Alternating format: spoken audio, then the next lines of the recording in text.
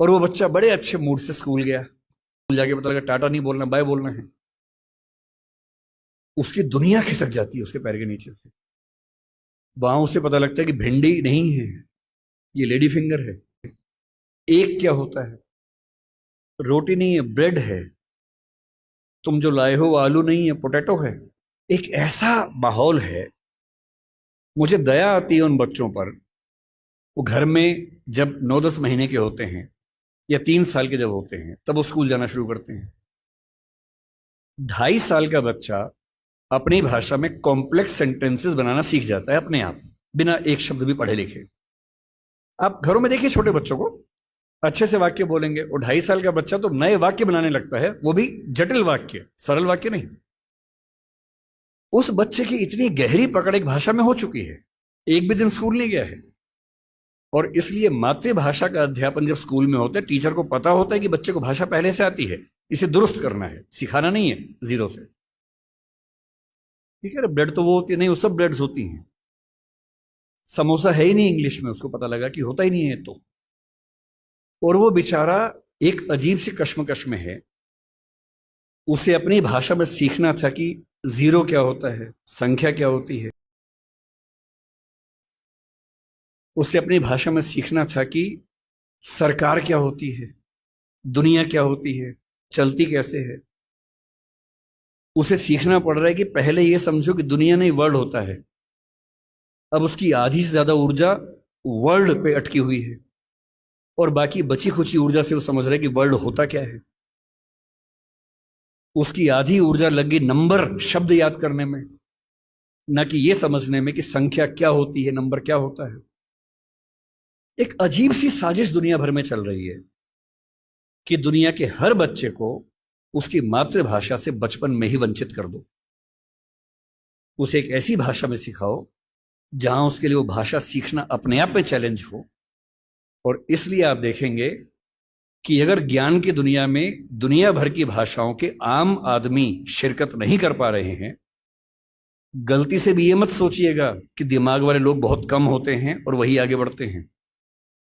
दिमाग वाले अधिकांश लोगों को बचपन में ही खत्म कर देने की साजिश दुनिया भर में चल रही है।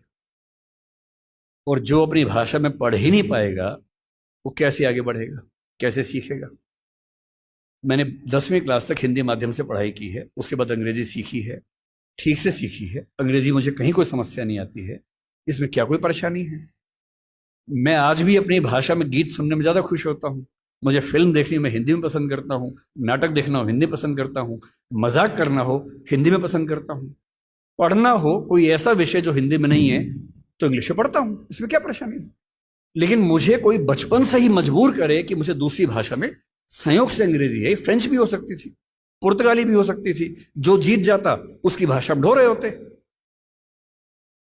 ज्ञान विज्ञान की दुनिया में मेरा निजी विश्वास है इस वर्चस्व को तोड़ना बहुत जरूरी है।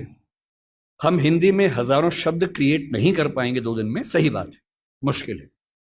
और हमें इतना शुद्धतावादी या प्यूरिटन होने की जरूरत नहीं है कि हम सारे शब्द अपने ही गढ़ेंगे। हम तो इंटरनेट को अंतर्जाल ही बोलेंगे, हम कंप्यूटर को संगणक ही बोलेंगे, तो आप अकेले ही बोलते रहेंगे, कोई पूछेगा नहीं आपको।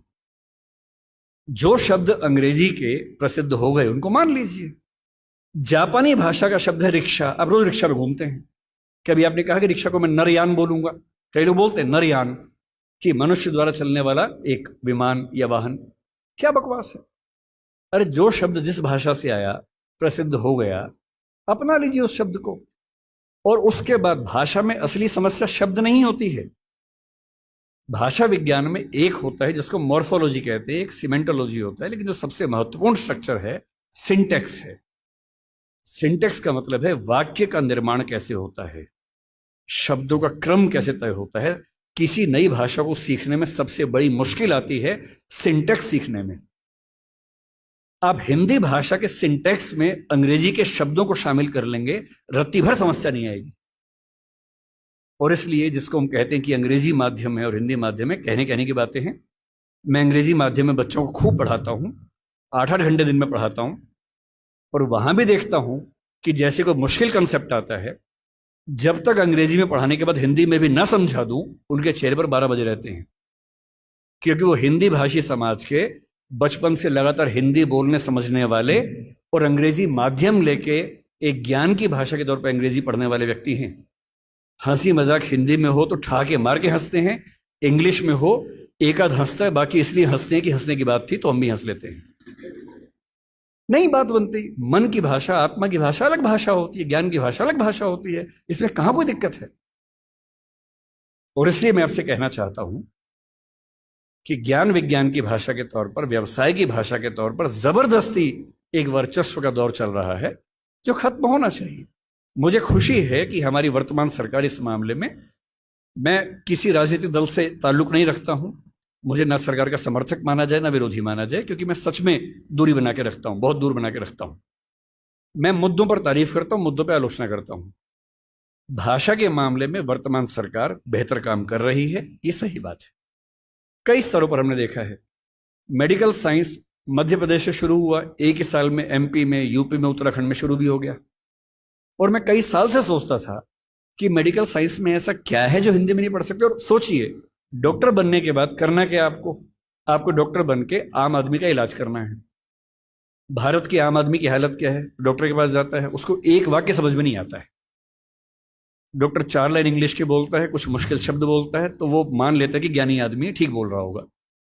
उसे अपनी हेल्थ के बारे में एक वाक्य ठीक से समझ में नहीं आता है। किसी विकसित देश में चले जाइए, डॉक्टर की जिम्मेदारी होती है कि जब तक मरीज सारी बातों को ठीक से न समझ ले तब तक इलाज शुरू नहीं कर सकता है।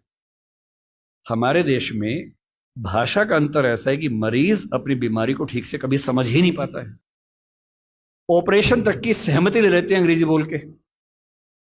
वो समझ नहीं पा रहा होता, हाँ तो हो गया, साइन कर, हाँ साइन कर दिया। उसमें क्या लिखा हुआ है कि तुम्हारा ऑपरेशन करेंगे, तुम मर भी सकते हो, मर गए तो तुम्हारी जिम्मेदारी है। कुछ पता ही नहीं इस बेचारे को। क्यों भारत का हर डॉक्टर, तमिलनाडु का डॉक्टर तमिल में क्यों ना बात करे पेशेंट के साथ, कर्नाटक का डॉक्टर कन्नड़ में बात करे, हिंदी का डॉक्टर हिंदी में बात करे, और अंग्रेजी मातृभाषा वाले जो 2,70,000 लोग हैं उनके लिए कुछ डॉक्टर इंग्लिश में रख लीजिए। डॉक्टर की भाषा तो समाज की भाषा होनी चाहिए। यही कानून के साथ है। हमारी जुडिशरी इतना जबरदस्त जुडिशियल फ्रीडम, जुडिशियल इंडिपेंडेंस, संविधान का मूल ढांचा है, सब बातें बढ़िया हैं। पर जिस देश की आबादी में 2,70,000 लोग अंग्रेजी मातृभाषा वाले हों, उस देश का सुप्रीम कोर्ट सारे निर्णय अंग्रेजी में ही देगा, ये कहां का लोकतंत्र है?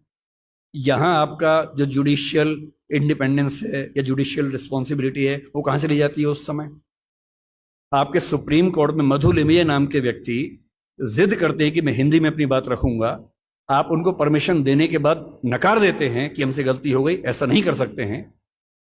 मेरे देश में, मेरे सुप्रीम कोर्ट में अपनी भाषा में आप बोल भी नहीं सकते। आप 28 राज्यों में से केवल 4 राज्यों में हिंदी में हाई कोर्ट में बात करने की परमिशन देते हैं। पर लोकतंत्र का मतलब क्या होता है?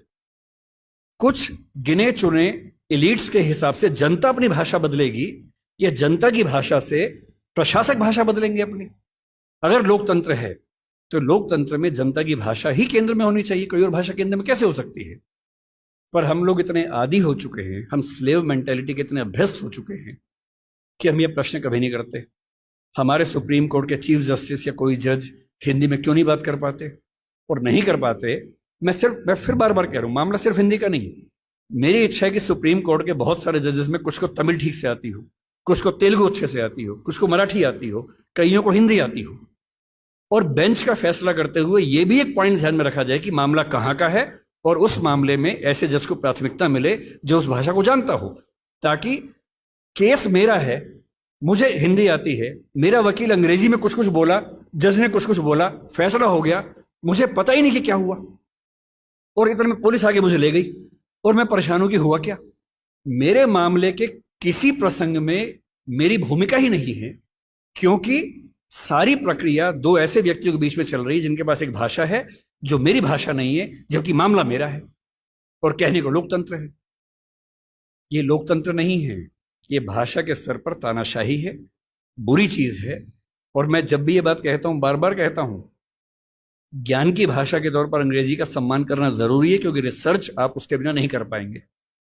बहुत मामलों में सीखने की जरूरत है, उससे भी, जापानीज से भी, फ्रेंच से भी, सबसे सीखने की जरूरत है। लेकिन आपके देश के सुप्रीम कोर्ट में, हाई कोर्ट में आपकी भाषा में बात ना होती हो, ये बुरी बात नहीं है, शर्मिंदगी की बात है। हमें एक समाज के तौर पर शर्म आनी चाहिए, ये उससे कम बात नहीं है। इसलिए जब कोई मुझसे कहते कि राजभाषा के तौर पर आपकी क्या कल्पना है, 14 सितंबर का दिन आज है, हम आज के दिन ये सेमिनार क्यों कर रहे हैं? 14 सितंबर 1949 को शाम को 6 बजे एक फैसला हुआ था। एक अजीब सी अफवाह लोगों ने उड़ा रखी है। कहते हैं कि 14 सितंबर को मतदान हुआ कि भारत की राजभाषा कौन सी होनी चाहिए, हिंदी या अंग्रेजी। वोटिंग हुई, आधे वोट हिंदी के पक्ष में उठे, आधे अंग्रेजी के पक्ष में उठे, एकदम बराबर हो गया। कई लोग संख्या बोलते 77-77 हो गया। और तब स्पीकर ने, डॉक्टर राजेंद्र प्रसाद ने अपना कास्टिंग वोट दिया, क्योंकि उनके पास अधिकार है कि वोट डाल सकते हैं लास्ट में, अगर बराबर हो जाए तो, हिंदी के पक्ष में दिया, और इससे हिंदी भारत की राजभाषा हो गई। इससे बड़ा कोई झूठ नहीं है। ऐसा कुछ नहीं हुआ था संविधान सभा में, सफेद झूठ है। 12 सितंबर को शाम 4 बजे इस मुद्दे पर बहस शुरू हुई। संविधान सभा की डिबेट्स पढ़ के देखिए, 180 पेज की डिबेट है राजभाषा की, 180 पेज, 1-2 पेज का मामला नहीं है। संविधान सभा के वॉल्यूम 9 में ध्यान से पढ़िए, पेज नंबर लगभग 1130 से 1390 के आसपास का मामला है। 180 पेज की डिबेट है, उसमें खूब मुद्दे हैं, छोटी मोटी वोटिंग हो रही है के मामलों में।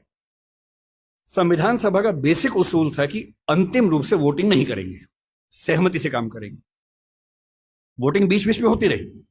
पहला विवाद यह था कि राजभाषा कौन सी हो, हिंदी हो कि अंग्रेजी हो या हिंदुस्तानी हो। अंग्रेजी पर तो बात थी नहीं, हिंदी या हिंदुस्तानी। महात्मा गांधी हिंदुस्तानी कहते थे, पर 1949 में वो थे नहीं। उनका हिंदुस्तानी का मतलब था हिंदी उर्दू का मिक्सचर, जो देवनागरी और फारसी में लिखी जा सके। दूसरा स्कूल ऑफ थॉट हिंदी की बात करता था। अंत में सहमति बनी, हिंदी ही भारत की राजभाषा होगी। राजभाषा यानी सरकारी कामकाज की भाषा। दूसरा सवाल था कि लिपि कौन सी हो, देवनागरी हो, कुछ ने कहा कि देवनागरी और फारसी हो, कि हिंदी को फारसी में भी लिख सके। कुछ ने कहा देवनागरी और रोमन हो, हिंदी को रोमन में, जैसे व्हाट्सएप में लिखते हैं वैसे लिख सके। खूब विवाद हुआ, अंत में हुआ कि देवनागरी ही लिपि होगी। तीसरा विवाद यह हुआ कि जो अंक हैं हिंदी वाले, जो 1 से 0 से 9 तक के अंक हैं, वो हम अंग्रेजी के ढांचे में लिखेंगे या हिंदी के ढांचे में लिखेंगे। इस पर मतभेद था सबसे ज्यादा। इस पर वोटिंग में बराबरी हुई थी। और अंत में वोटिंग से नहीं, संविधान सभा के बाहर की बातचीत में समझौता हुआ। मुंशी साहब थे, के एम मुंशी थे, आयंगर साहब थे, उनकी बातचीत में समझौता हुआ कि ठीक है, अंतर्राष्ट्रीय अंक मान लेंगे। और उसके बाद गहमा गहमी के बाद, 2 घंटे की रिसेस के बाद, 14 सितंबर शाम 6 बजे आखिरी सेशन इस मामले पर हुआ, 2.5 दिन की बहस के बाद। और तब ध्वनि मत से, बिना किसी वोटिंग के प्रस्ताव पारित हुआ कि हिंदी भारत की राजभाषा होगी, देवनागरी उसकी लिपि होगी, और अंकों का अंतर्राष्ट्रीय स्वरूप उसका स्वरूप होगा। इस झूठ को मन से निकाल दीजिए। ये झूठ मैंने भी 1000 बार सुना था अपने अध्ययन के दौरान। हमारे अध्यापकों को भी ऐसा लगता था, मुझे भी ऐसा लगता रहा कई साल तक। संविधान सभा की डिबेट्स बढ़ी तब समझ में आया कि ये भ्रांति है, ऐसा कुछ नहीं हुआ था। पूरी सहमति के साथ भारत की राजभाषा हिंदी बनी थी 14 सितंबर को, और इसलिए आज के दिन को हम लोग हिंदी दिवस मानते हैं। और क्यों ना बनती, आप सोचिए, क्यों ना बनती। दुनिया में 2 तरह के देश हैं, एक इंग्लैंड जैसा है, फ्रांस है, स्पेन है, जर्मनी मान सकते हैं, आज के समय के जर्मनी मान सकते हैं, उस समय का तो नहीं, आज के जर्मनी मान लीजिए, आप ग्रीस को मान लीजिए।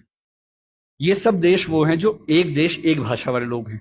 बांग्लादेश को मान लीजिए, बांग्ला बोलते हैं, एक देश एक भाषा है। पर कुछ देश ऐसे होते हैं जहां एक भाषा नहीं होती है। स्विट्जरलैंड में देखिए, छोटा सा देश है, 3 राजभाषाएं वहां पर हैं। बेल्जियम में देखिए, छोटा सा देश है, पर वहां भाषाएं 1 से ज्यादा चलती हैं। तो उस समय एक डिबेट थी कि भारत का मॉडल कौन सा होगा। क्या हम इंग्लैंड, फ्रांस, जर्मनी के मॉडल पे चलेंगे, या हम स्विट्जरलैंड और बेल्जियम के मॉडल पे चलेंगे।